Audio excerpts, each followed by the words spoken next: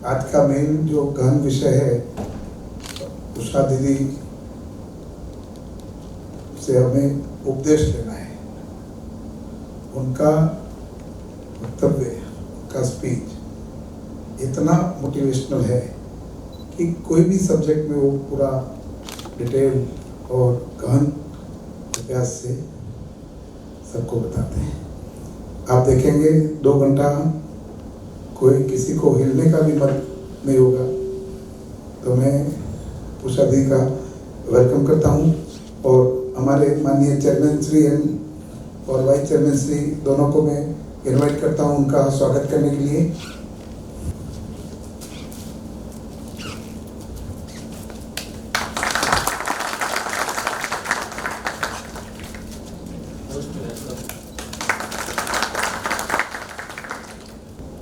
Om Shanti and good evening. आज आप सबके बीच में उपस्थित होकर के कुछ बातें शेयर करने का एक अवसर मिला है। खुशनुमा जीवन शैली। आज संसार के अंदर हर कोई खुश रहना चाहता है। कौन होगा जो कहेगा कि मुझे जीवन में खुशी नहीं चाहिए। परंतु लाइफस्टाइल कैसी हो गई है, क्या कहेंगे, खुशी है कि नहीं है? वास्तव में आज हम एक अलग दृष्टिकोण से आपको ये बात बताना चाहेंगे, क्योंकि इस विषय के ऊपर आपने कई बार कईयों से वक्तव्य सुना होगा। आज मैं कहूं, खुशी आपके जीवन में आना चाहती है लेकिन आप आने ही नहीं देते हैं, तो क्या कहेंगे? ये नहीं कि हम तरस रहे हैं खुशी के लिए, खुशी तो आना चाहती है, अपने मालिकों की सेवा करना चाहती है, लेकिन हम आने ही कहाँ दे रहे हैं उसको। हमने वो स्थान जो जीवन में खुशी का होना चाहिए तो किसको दिया हुआ है? किसको दिया है? दूसरों के हाथ में दिया है। और हमने वो स्थान 3 चीजों से भर दिया है। पहली बात कि हमने अपने जीवन में स्थान दे दिया है टेंशन को। अब टेंशन और खुशी का बनता नहीं है। या तो टेंशन रहेगा या खुशी रहेगी। लेकिन आज मनुष्य ने अपने जीवन में इस तरह टेंशन के साथ दोस्ती कर ली है कि जिस दिन अगर टेंशन न हो तो भी टेंशन हो जाता है। टेंशन क्यों नहीं है ना? तो इसीलिए दोनों में से एक ही रहेगी। दूसरा, हमने स्थान दिया है अपने जीवन के अंदर अहंकार को। अहंकार और खुशी का भी बनता नहीं है। या तो अहंकार रहेगा या तो खुशी रहेगी। अब अहंकार को स्थान दे दिया तो खुशी कहां से आएगी? और तीसरा, हमने स्थान दिया है कोरोना के बाद या कोरोना से ही भय को, डर को। और डर और खुशी का भी आपस में मेल नहीं है। तब कहा खुशी तो इंतजार कर रही है हमारे जीवन में आने के लिए, लेकिन हम उसको आने कहाँ दे रहे हैं? हमने उसकी जगह किसी और को दे दी है तो वो नहीं आ सकती है। तो आज के बाद क्या करेंगे? किसी एक को तो बाहर निकाल करके देखो, कैसे खुशी आती है जीवन में। निकाल सकेंगे टेंशन को, अहंकार को, भय को निकाल कर देख सकते हैं कि नहीं, उसके बिना जीवन नहीं चलेगा? क्या समझते हो? एक कहानी याद आती है। एक बार 3 बुजुर्ग थे, वो जा रहे थे, अचानक बर्फ गिरने लगी। तो जब बर्फ गिरने लगी तो उन्होंने सोचा भी कहीं शेल्टर ले लेते हैं। तो देखा सामने बस स्टॉप था, तो कहा बस स्टॉप में वहां चले जाते हैं, जब तक बर्फ रुक जाए तब तक वहां चले जाते हैं। तो तीनों जाकर के वो बस स्टॉप जो था कवर किया हुआ, वहां जाकर बैठ जाते हैं। उस बस स्टॉप के सामने एक घर था। तो शाम का समय था, जब बर्फ गिरने लगी तो मालकिन ने सोचा देख लूं कोई खिड़की खुली तो नहीं है। तो खिड़की पर्दे सब बंद कर रही थी वो। तो जैसे ही खिड़की पर्दे बंद कर रही थी तो उसकी नजर सामने बस स्टॉप पर पड़ी। तो उसने देखा 3 बुजुर्ग बैठे हैं, और 3 बुजुर्ग बैठे हैं। रात भर अगर इस तरह से बर्फ चलती रही तो इन बुजुर्गों का क्या होगा? तो उसने आकर के अपने परिवार वालों को सुनाया। परिवार में सास, ससुर, पति, देवर सब बैठे थे, बच्चे। तो सबको सुनाया कि सामने बस स्टॉप पर 3 बुजुर्ग बैठे हैं, बर्फ गिर रही है, अब कब रुकेगी मालूम नहीं। तो उसके पति ने कहा ऐसे करो, तीनों को बुला लो, हमारे पास गैरेज में हीटिंग सिस्टम भी लगी हुई है, उनको वहां बिस्तर बना के दे देंगे, वो गर्म भी रहेंगे, कुछ खाना पीना दे देंगे, और रात यहाँ बिताएंगे और फिर सुबह चले जाएंगे जहां जाना होगा। उनको बुला लो। तो महिला बाहर आती है और वो तीनों बुजुर्गों को इशारा करती है कि आप यहाँ आ जाओ। वो तीनों आते हैं, लेकिन उन्होंने एक विचित्र बात कही।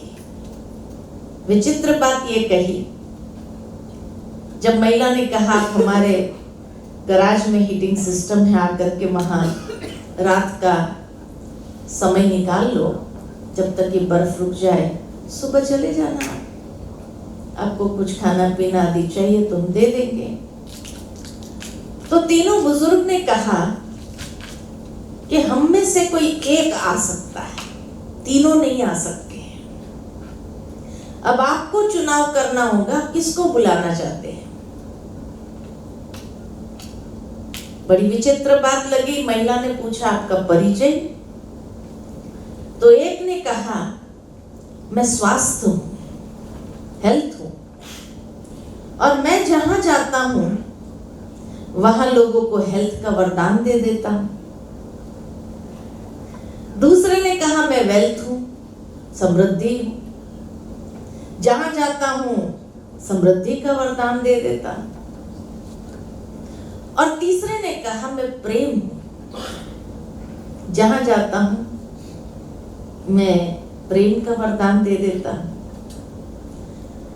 आप पहले अपने परिवार वालों से पूछ के आइए कि हम तीनों में से वो किसको बुलाना चाहते हैं। महिला ने अंदर जाकर के ये विचित्र बात सुनाई परिवार वालों को कि भाई ये तीनों नहीं आ सकते, कोई भी एक आ सकता है हमारे घर में। अब हमें चुनाव करना होगा कि हम किसको बुलाएं। एक हेल्थ है, दूसरा वेल्थ है, तीसरा लव है। तो बुजुर्ग माँ बाप कहने लगे बहू हेल्थ को ही बुला लो, हमारा स्वास्थ्य ठीक हो जाएगा तो आपके काम में मददरूप हो जाएंगे, हेल्थ को बुला लो। तो पति और देवर ने कहा कि अरे इतना खर्चा बढ़ गया है, वेल्थ को ही बुला लो, वेल्थ होगी तो कम से कम आपका इलाज तो सहजता से करवा देंगे। अब जब ये बहस चल रही थी कि हेल्थ को बुला बुलाएं या वेल्थ को बुलाएं। तो दो बच्चे वहां खेल रहे थे, अचानक वो आकर कहने लगे क्यों ना हम प्रेम को बुलाएं। एकदम साइलेंस हो गई कि तीनों में से अब किसको बुलाए। आखिर परिवार वालों ने कहा चलो बच्चों ने जो कहा है ना उसी को ही हम मान लेते हैं। महिला को कहा कि आप ये चलेगा। महिला को कहा कि ऐसा है कि आप उनमें से जो प्रेम है ना उनको बुला लो। महिला बाहर आई, उसने कहा आप में से जो प्रेम हो ना वो हमारे घर में आ जाओ। तो प्रेम आने लगा, उसके पीछे पीछे स्वास्थ्य भी आने लगा, उसके पीछे पीछे समृद्धि भी आने लगी। तो महिला ने कहा आपने तो कहा एक ही आ सकते हैं। तो कहा अगर आपने स्वास्थ्य चुना होता तो वही आता, अगर आपने समृद्धि चुनी होती तो वही आता, लेकिन आपने जीवन में सही चुनाव किया है कि प्रेम को चुना है। अब जहां प्रेम होगा तो स्वास्थ्य तो अच्छा ही होना है और वहां समृद्धि भी वास करने लगेगी। ठीक इसी तरह हम भी अपने जीवन को देखें, हमने किसको चुना है, अपनी लाइफ में हमने किसको चुना है। क्योंकि उस हिसाब से अगर देखा जाए तो जीवन की क्वालिटी वैसे होने लगी। इसलिए खुशनुमा जीवन एक चाहना जरूर है, लेकिन हम उसको आने देना नहीं चाहते, क्योंकि हमने अपने जीवन में टेंशन, भय और अहंकार को स्थान दे दिया है, तो खुशी आ नहीं सकती है। इसलिए कहा क्या सचमुच हम अपने जीवन में खुशी चाहते हैं? अब खुशी को जीवन में आने देने के लिए जीवन के कुछ सिद्धांत को समझने की आवश्यकता है। और जीवन के सिद्धांत क्या है?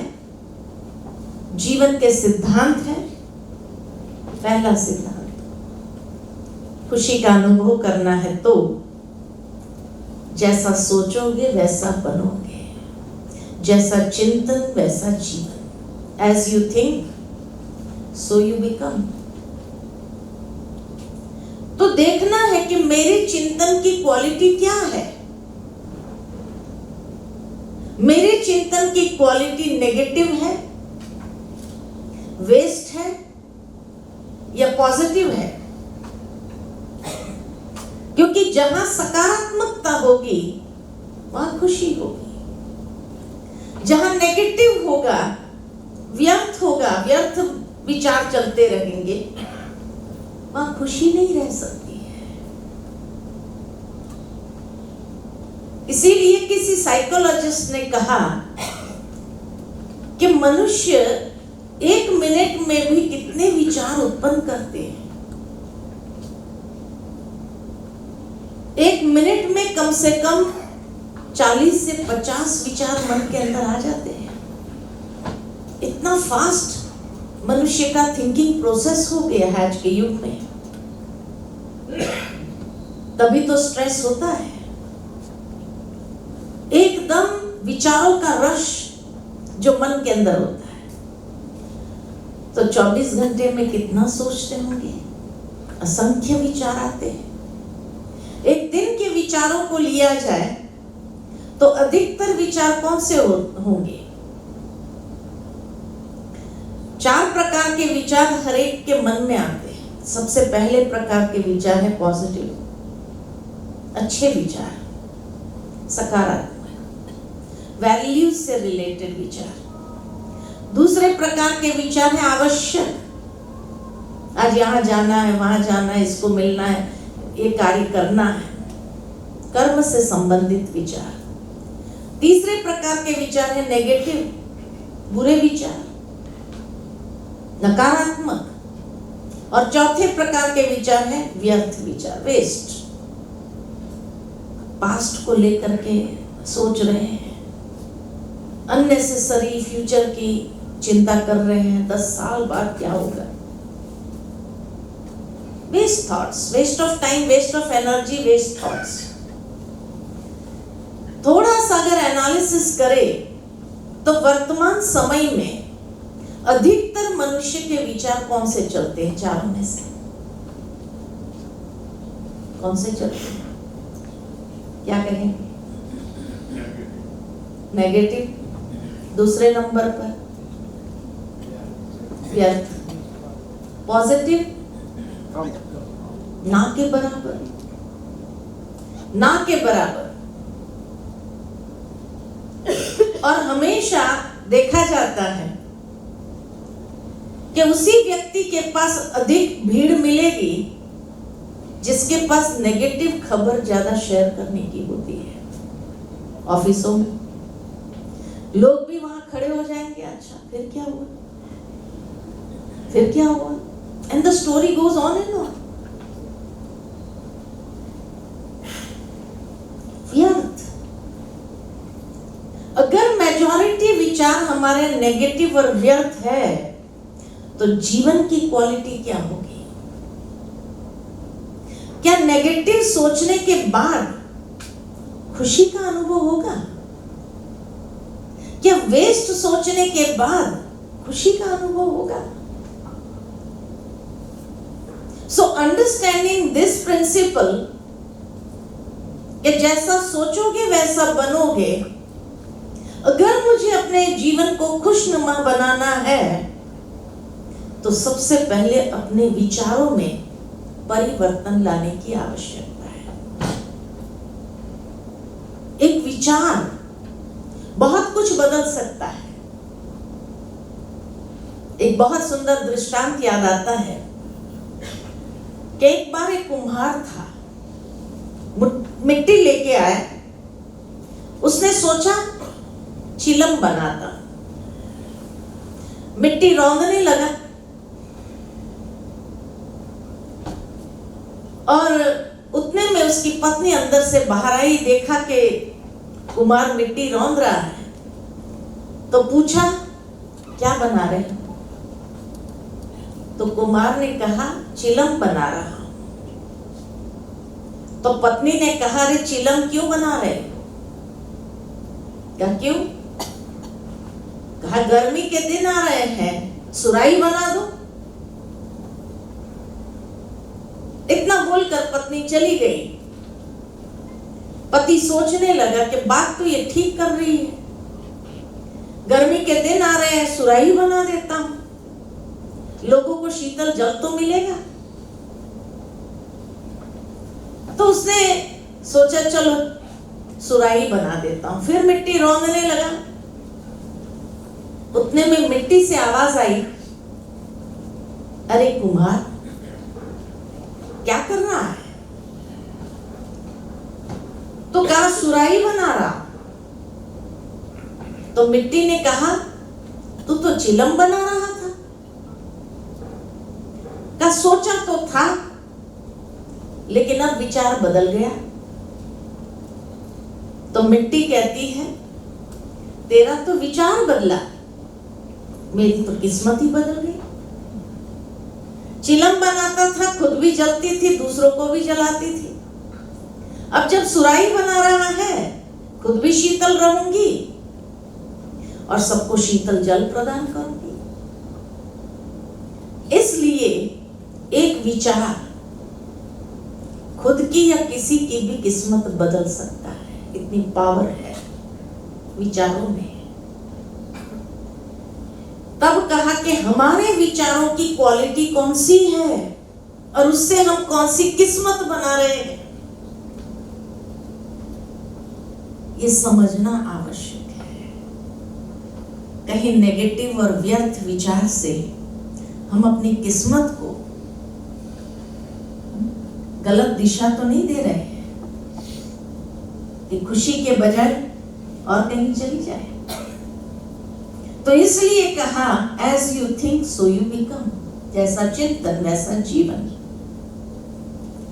दूसरा सिद्धांत जीवन के लिए, जो आप देंगे वही वापस आएगा। आप किसी को खुशी दो, खुशी मिलेगी। आप किसी को सहयोग दो, सहयोग मिलेगा। आप किसी को सम्मान दो, सम्मान मिलेगा। आप किसी को गाली दो, गाली मिलेगी। जो देंगे वही वापस आना है। तो हम क्या दे रहे हैं? जाने अनजाने में भी क्या दे रहे हैं? कुछ पॉजिटिव दे रहे हैं या नेगेटिव निकल रहा है? इसको भी समझना है कि देखो, इस संसार में हर चीज दे रही है। प्रकृति के पांचों तत्व दे रहे हैं। सूर्य दे रहा है, वायु दे रहा है, वृक्ष दे रहा है, इंद्र दे रहा है, नदियां दे रही है। इसीलिए किसी कवि ने बहुत सुंदर ये गीत की लाइन लिखी थी, नदी न पिए अपना जल, पेड़ न खाए अपना फल। देने के लिए है। वहां तक कि एक पेड़ काटने वाला भी काटने से पूर्व उसी पेड़ के नीचे बैठकर भोजन करता है, थोड़ी देर आराम करता है। फिर भी पेड़ ये नहीं सोचता कि अब मुझे काटने के लिए आया है, मैं उसको छांव न दूं, फिर भी दे रहा है। तो हर चीज दे रही है, तभी तो उनको देवता कहा गया। सूर्य देवता, वायु देवता, इंद्र देवता, ये सब देवता बन गए, देने वाले हैं। वहां तक कि मनुष्य की बनाई हुई चीजें भी दे रही है। जिस कुर्सी पर आप बैठे हैं, ये कुर्सी आराम दे रही है। अगर कुर्सी को निकाल दिया जाए, सबको नीचे बिठा दिया जाए, तो सोचेंगे कब पूरा हो, घुटना दर्द कर रहा है, बैठा नहीं जा रहा है ना? तो कुर्सी आराम दे रही है, ये माइक दे रहा है, ये लाइट दे रही है, एसी दे रहा है। कौन सी चीज है इंसान की बनाई हुई जो दे नहीं रही है? हर चीज तो दे रही है। एक इंसान है जो ले रहा है, ले रहा है, ले रहा है, और इस प्रोसेस में देना भूल गया कि मुझे भी कुछ देना चाहिए। तो ये सब देवता हो गए और इंसान लेवता हो गया, है ना? खुशी किस में है, देने में या लेने में? लेने में भी खुशी है। कोई गिफ्ट अगर देता है तो अच्छा लगता है, लेकिन शायद देने में ज्यादा सुकून मिलता है। एक बहुत सुंदर उदाहरण याद आता है कि एक बार एक राजा था, उसके पास देश विदेश बहुत ट्रैवलिंग करता था। हर जगह से उसको अमूल्य भेंट मिलती थी। अब इतनी भेंट हो गई उसके पास, तो महल में रखने की जगह ही नहीं। उसने सोचा कि ये सारी भेंट को क्या किया जाए। दरबारियों से पूछा तो कहा म्यूजियम बना देते हैं उसका। नहीं, म्यूजियम नहीं बनाना है, पड़ी रहती है। तो क्या करें? तो राजा ने कहा कि ऐसा करते हैं कि ये सारी गिफ्ट जो है ना, प्रजा में बांट देते हैं। वो इतना संभाल के रखेंगे, पीढ़ी दर पीढ़ी को दिखाएंगे कि हमारे राजा ने ये दिया है। युगों युगों तक लोग याद करेंगे। सबको ये आइडिया पसंद आया। तो राजा ने ऐलान किया कि भाई फलाने दिन, पूर्णमासी के दिन राजा सबको गिफ्ट्स बांटेंगे, अपने अमूल्य उपहार बांटेंगे, जिसको भी चाहिए वो लेने के लिए पहुंच जाए। सुबह देखा, उठ करके बड़ी लंबी लाइन लगी हुई थी। उपहार किसको नहीं चाहिए लेने के लिए। अब जैसे ही राजा आकर के देना शुरू करता है और एक एक उपहार देने लगता है, तो सामने वाला क्या कहेगा? भगवान आपको लंबी आयु दे, भगवान आपको सदा खुश रखे। कोई ना कोई दुआओं भरा शब्द उसको मिलते थे। देंगे तो कुछ तो मिलेगा ना, तो हर कोई उसको दुआओं भरे शब्द कहते थे। अब दुआएं कोई देता है तो कैसा महसूस होता है? बड़ा सुकून मिलता है। राजा को भी बड़ा सुकून मिल रहा था, और सुकून के साथ साथ एक चेहरे पर आत्मसंतोष और प्रसन्नता का भाव था। उसी लाइन में एक फकीर था। फकीर बार बार राजा के चेहरे को देख रहा था। कितना सुकून मिल रहा है, कितना आत्मसंतोष है, प्रसन्नता है। फकीर ने कहा, इसी चीज को तो मैं अनुभव करना चाहता हूं, लेकिन मेरे पास तो कुछ है ही नहीं देने के लिए, क्या दूं? सोचते सोचते उसका नंबर आ गया। जैसे ही नंबर आया तो उसने पीछे वाले को कहा, आप आगे जाएंगे? अब कौन नहीं जाना चाहते हैं। अब जो आगे जाता था वो उसको भी दुआ दे के जाता था, भगवान आपको खुश रखे, सदा प्रसन्न रहो।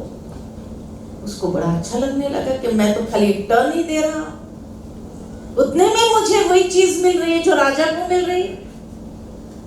तो उसने दूसरे को भी कहा, आप आगे जाओ, तीसरे को भी कहा आगे जाओ। हर कोई आगे जाते जाते उसको दुआ दे रहा था। बड़ा अच्छा लग रहा था। और फिर वो चला गया, उसने कुछ नहीं लिया, क्योंकि उसको जो अनुभव करना था वो उसने कर लिया। तो जब लाइन पूरी हुई, दूसरे दिन राजा ने अपने गुप्तचरों से कहा, जरा नगर में घूम के तो आओ, देखो तो सही लोगों का क्या रिएक्शन है। गुप्तचर घूमने गए, सभी राजा की खूब प्रशंसा कर रहे थे, हमारा राजा कितना अच्छा है। लेकिन उनके साथ साथ वो फकीर की भी महिमा करने लगे कि अरे उस लाइन में एक फकीर भी था, उसने कुछ नहीं लिया, वो अपना टर्न दूसरों को देता रहा, दूसरों को आगे करता रहा और खुद कुछ लिया ही नहीं। बड़ा भला व्यक्ति था। गुप्तचरों ने ये बात सुनी तो राजमहल में आकर के राजा को सुनाया कि आपकी तो खूब प्रशंसा हो रही थी, लेकिन आपकी प्रशंसा के साथ साथ एक फकीर की भी हो रही थी। तो फकीर ने क्या दिया? तो कुछ नहीं, वो टर्न आगे दे रहा था एक एक को। मेरी बराबरी उसके साथ। उस फकीर को लिया, वो तो कहां चला गया होगा क्या मालूम। तो राजा ने दूसरे दिन फिर ऐलान किया कि आज भी राजा गिफ्ट बांटेंगे। सोचा वो फकीर फिर आएगा, सचमुच फकीर फिर आया। फिर वो लोगों को टर्न बांटने लगा। जैसे राजा की नजर पड़ी, राजा ने लाइन को वहीं रोक दिया और उसको बुलाया, तेरे को जो चाहिए ना लेकर के जा, ये टर्न बांटने का काम नहीं कर दो। फकीर ने कहा, मुझे तो कुछ नहीं चाहिए, मुझे जो चाहिए था वो मुझे मिल गया। क्या चाहिए था? कहीं वही जो आपके चेहरे पर था, वो सुकून, वो प्रसन्नता, वो खुशी, वो अनुभव करना चाहता था मैं। मेरे पास कोई चीज नहीं थी, मेरे पास एक टर्न ही था जो मैं दे सकता था, और उसी में मुझे वो मिल गया। तो जीवन के अंदर जब हम किसी को कुछ देते हैं, तब वो भाव, महसूस कर सकते हैं। लेने में प्रसन्नता थोड़ी देर रहेगी, अच्छा लगेगा, लेकिन देने वाली जो प्रसन्नता है, खुशी है, वो लंबा समय चलती है। वो दुआएं लंबा समय चलती है। इसलिए कहा कि देना माना देवता, लेना माना लेवता। तो आज का दिन तो चला गया। मैं कोई चीज वस्तु देने की बात नहीं कर रही हूं, उसके सिवाय भी बहुत कुछ दे सकते हैं।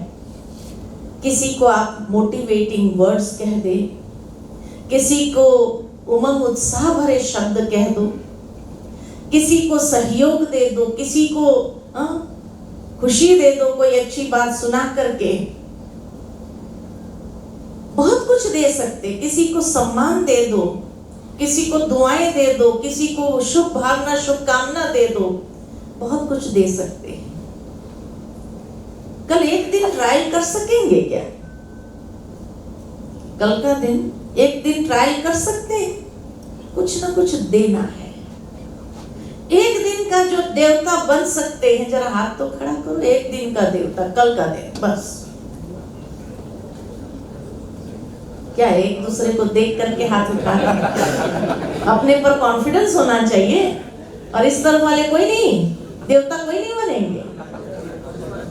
अच्छा, अरे भाई, इतने सारे देवता हैं, अगर महसाणा में प्रकट हो जाए तो महसाणा का तो कल्याण ही होना है।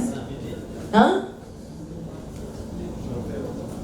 और अगर अच्छा लगा तो एक हफ्ते का देवता बन जाना, और अच्छा लगा तो एक महीने का बन जाना, ये हमेशा का देवता बन जाना।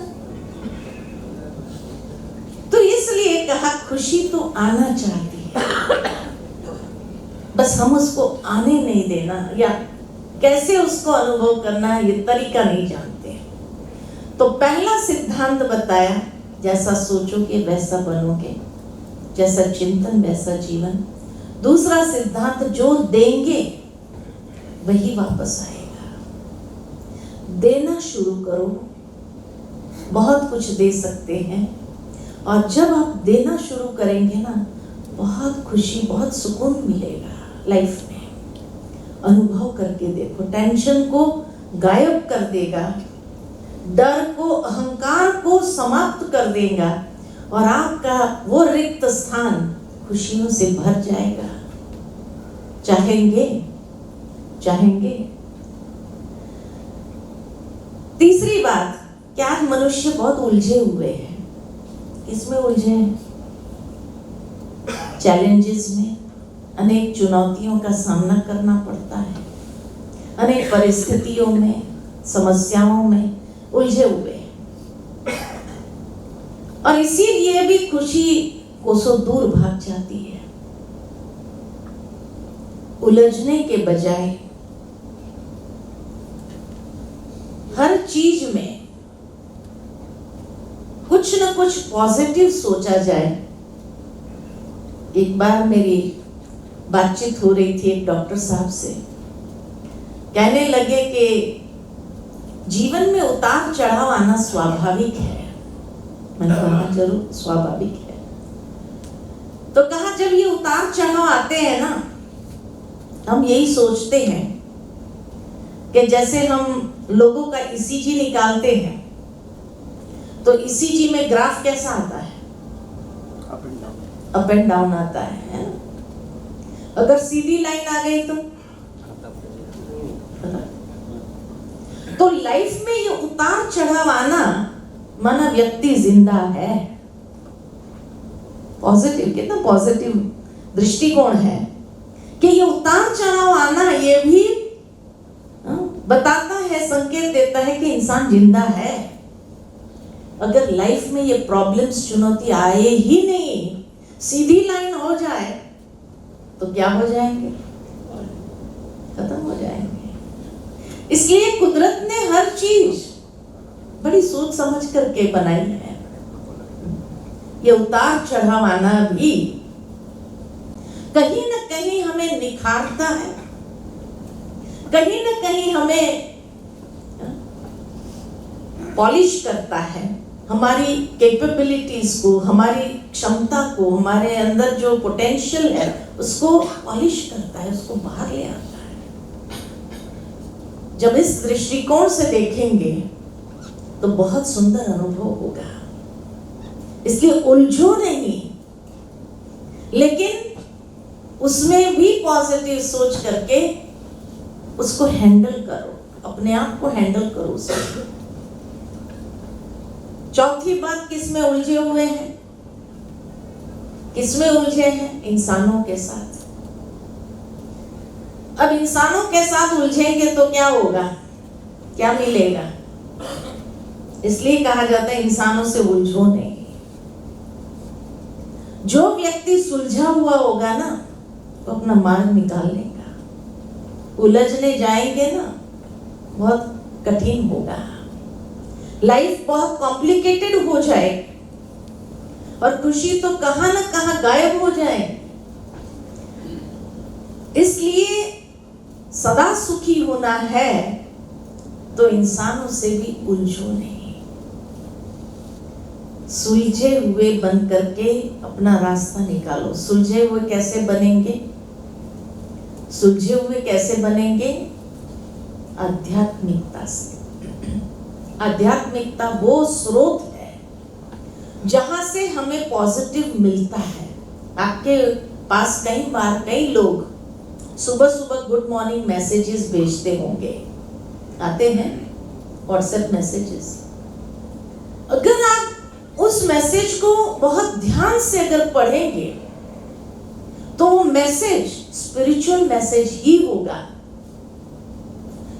वो निकला है कहीं ना कहीं स्पिरिचुअलिटी से ही निकला हुआ है, और बड़ा अच्छा लगता है जब पढ़ते हैं। लेकिन पढ़ने के बाद क्या करते हैं हम? याद करते हैं, ये चीज है ना, फलाने को भेज देता हूं, उसको काम किया, मुझे काम की है, ये नहीं सोचेंगे कि मैं इसको अप्लाई करके देखूं अपनी लाइफ में। ये नहीं, फलाने को जरूरत है, और उसको फॉरवर्ड कर देते हैं, और फिर हम भूल जाते हैं। वो किसी और को फॉरवर्ड करता है, वो किसी और को फॉरवर्ड करता है, और 10 जन के बाद फिर से मेरे पास ही आता है, क्योंकि शायद भगवान चाहते हैं कि ये चीज आपको ज्यादा जरूरत है। लेकिन फिर भी हम लास्ट में उसको डिलीट कर देते हैं। तो आध्यात्मिकता ही स्रोत है पॉजिटिविटी का। इसीलिए कल लाइफ में इसकी आवश्यकता है। अगर पॉजिटिव ऊर्जा होगी तो आप सुलझे हुए रहेंगे, उलझेंगे नहीं। जितने भी स्पिरिचुअल पर्सनैलिटीज थे संसार में, सब सुलझे हुए थे, उलझे हुए नहीं थे, क्योंकि उन्होंने स्पिरिचुअलिटी को अपने जीवन का बेस बना दिया। तभी तो लोग उनके पास जाते हैं काउंसलिंग के लिए कि मेरे जीवन में ये प्रॉब्लम है, हे महात्मा आप बताइए कि मैं क्या करूं। सुलझे हुए ना, इसीलिए जाते हैं हम। तो लाइफ में अगर सुलझना है तो स्पिरिचुअलिटी को बेस बनाओ। जिस तरह आज के युग में फिजिकल इम्यूनिटी के लिए बहुत स्ट्रेस दिया जाता है, ठीक इसी तरह आज लाइफ में स्पिरिचुअल इम्यूनिटी बहुत जरूरी है। स्पिरिचुअल इम्यूनिटी के अभाव के कारण ही कोई भी चीज आई लाइफ में, गुस्सा आएगा, चिड़चिड़ापन आएगा, टेंशन होगा, हम लोगों के साथ हम उलझना चालू कर देंगे, इसको दिखा देंगे, ऐसा करें। ये सब जो नेगेटिव रिस्पॉन्सेज आते हैं, ये नेगेटिव रिस्पॉन्सेज इसीलिए आते हैं क्योंकि लाइफ में कहीं पर भी स्पिरिचुअल इम्यूनिटी नहीं है। और स्पिरिचुअल इम्यूनिटी तब आएगी जब स्पिरिचुअल मैच्योरिटी लाइफ में होगी, तब स्पिरिचुअल इम्यूनिटी आएगी। संसार को अभी इसी की आवश्यकता है। आगे चलकर आप देखेंगे कि स्पिरिचुअलिटी को जिसने भी बेस बनाया है वो लाइफ के अंदर अच्छी तरह से सुलझे हुए होकर के प्रॉब्लम्स को सॉल्व करेंगे। नहीं तो प्रॉब्लम्स के शिकार बनना स्वाभाविक है। आज से 50 साल पहले समाज में कितने साइकियाट्रिस्ट थे और आज कितने हैं? हर गली में एक साइकियाट्रिस्ट मिलेगा। इतने डिप्रेशन के पेशेंट्स बढ़े हैं, हर एक का धंधा फुल चल रहा है। क्यों? यही बताता है कि व्यक्ति की जो मेंटल स्पिरिचुअल इम्यूनिटी है इतनी ड्रेन हो गई है, छोटी सी बात भी वो सहन नहीं कर पाते हैं और नेगेटिव सोचने लगते हैं, इतना ज्यादा सोचते हैं कि डिप्रेशन के शिकार बन जाते हैं। अच्छे अच्छे बच्चे भी स्कूल में तैयारी करके जाते हैं एग्जाम के लिए, पेपर सामने आते ब्लैंक हो जाते हैं और जैसे ही ब्लैंक हो जाते हैं कि बस पेपर छोड़ करके आ जाते हैं, डिप्रेशन में चले जाते हैं। आने वाले समय में आपको क्या महसूस होता है कि किससे बढ़ेंगे या कम होंगे? बढ़ेंगे कम होंगे? बढ़ेंगे। कितनी शक्ति, कितना स्वयं को एम्पावर्ड करना होगा, सशक्त करना होगा ताकि उन हालातों से हम अपने आप को हैंडल कर सके, डील कर सके।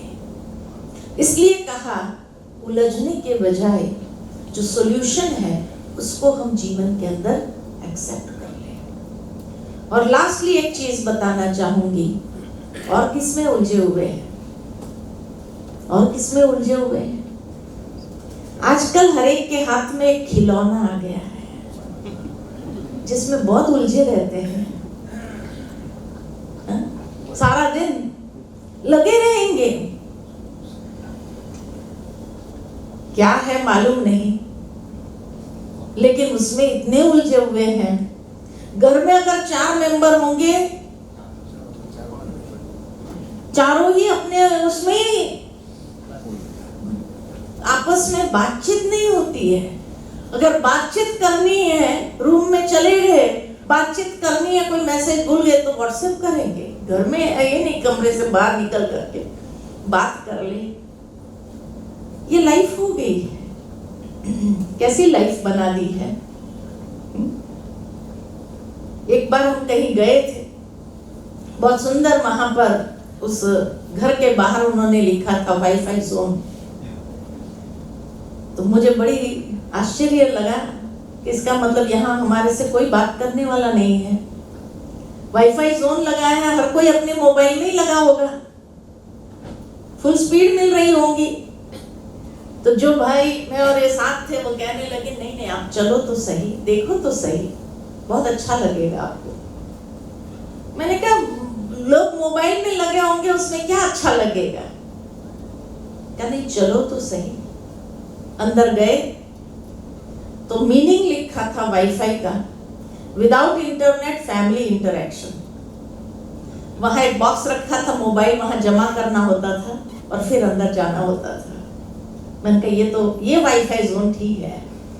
इतना आनंदमय वातावरण था उस घर में, परिवार में। हर कोई एक दूसरे के साथ इतनी अच्छी अच्छी बातें शेयर कर रहा था, क्योंकि मोबाइल किसी के पास नहीं था। और जब मोबाइल किसी के पास नहीं था तो आपस में दिल खोल करके बात कर रहे थे। क्या हम अपने घर को वाईफाई जोन बना सकते हैं? खुशी का अगर आवाहन करना है लाइफ में तो घर को वाईफाई जोन बनाकर तो देखो, अच्छा लगेगा। ये कुछ टिप्स थी जो जीवन के अंदर खुशी को आने दो।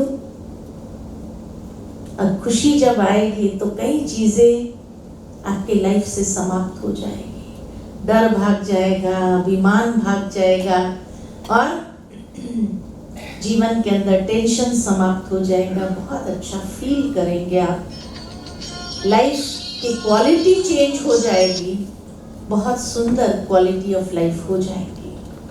ठीक है, तो आज से किसका आवाहन करेंगे? खुशी का, टेंशन का? हाँ, खुशी का, टेंशन का? खुशी का आवाहन करके तो देखो। वो सर्व करना चाहते हैं अपने मालिकों को, खड़ी है वहां पर दरवाजे पर, आने दो, खुशी को आने दो बस। और पीछे से टेंशन, डर, अहंकार भाग जाएगा।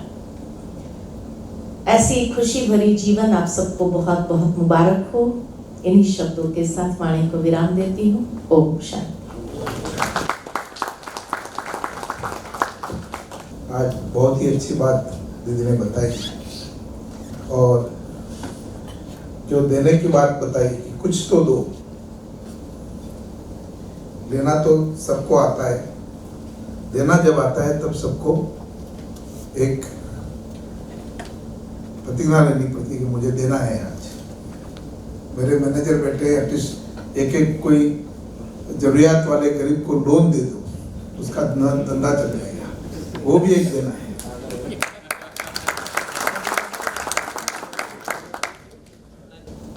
मैं उषा दीदी को तहे दिल से बहुत ही शुक्रगुजार हूँ, उनका बहुत ही आभार व्यक्त करता हूँ। और जब भी आप महसाना की मुलाकात लो या तो आपके जब भी ऐसे कैंप हो, हमें ज़रूर बताइए, तो हमारे एम्प्लॉय भी उसके लाभ लेंगे और हमारे समग्र जो बोर्ड ऑफ डायरेक्टर्स है उनको भी ये लाभ मिलेगा। तो आज आपका खूब खूब